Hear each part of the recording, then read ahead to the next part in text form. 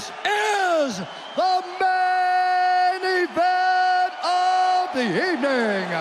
Sanctioned by the Nevada State Athletic Commission, Chairman Stephen Klubeck, Executive Director Bob Bennett.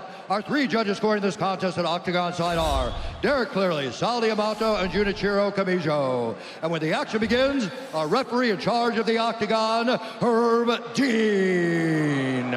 This championship bout is brought to you by the new movie, Snake Eyes, coming to theaters July 23rd, and P3, the official protein snack of the UFC. And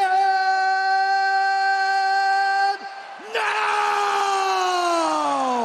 for those in attendance and UFC fans watching around the world, this is the moment you've all been waiting for.